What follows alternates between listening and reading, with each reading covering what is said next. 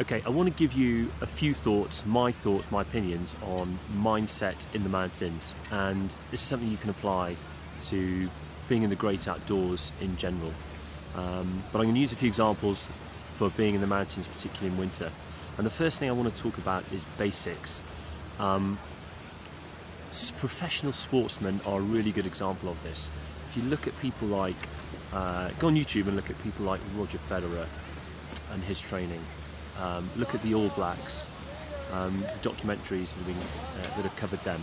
You know, every day, every time they do a training session, they focus on the basics and they get the basics absolutely right. And it's really interesting to see. You know, that is then the foundation for them for the top level of sport. And it's, you know, if we get the basics right, everything else, a lot of other things should follow.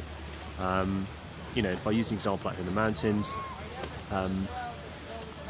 you know, when you either the start of your ski season, mountaineering season, whatever it is, just go back to basics and get those basics, get on top of them, get them absolutely right, and then everything else should follow from there.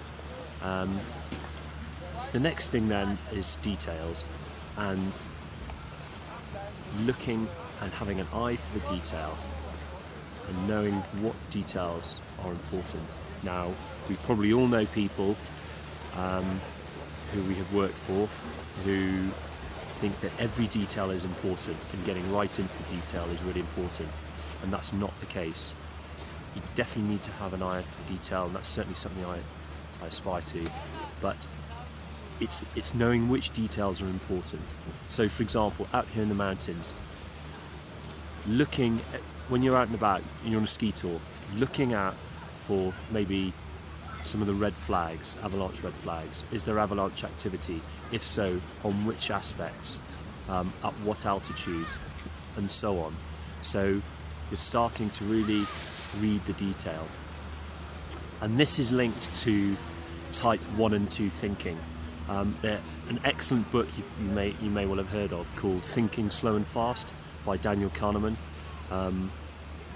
So, you know, type 1, system 1 thinking is instinctive, but it doesn't necessarily crunch the numbers. And if you look at system 2 is when you stop, you look at something, you do the maths, you crunch the numbers, and you work out whether something is right or not.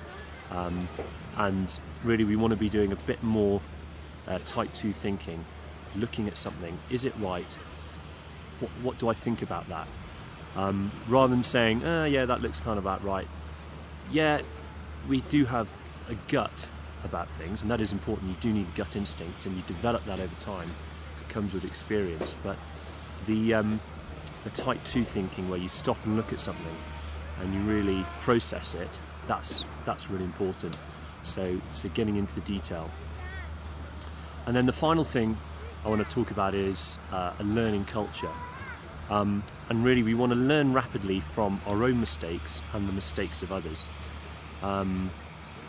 This does require quite a good degree of honesty, which a lot of us don't have, and being honest about ourselves and whether we've made a mistake or not, and analysing what we've done. Another book I will reference here is Black Box Thinking by Matthew Syed. Really, really good, and it references the aviation industry, who are fantastic at this. They're really, you know, clearly because of a lot of aviation accidents over the years, they've really improved their processes, and they've got an excellent learning culture, and they spread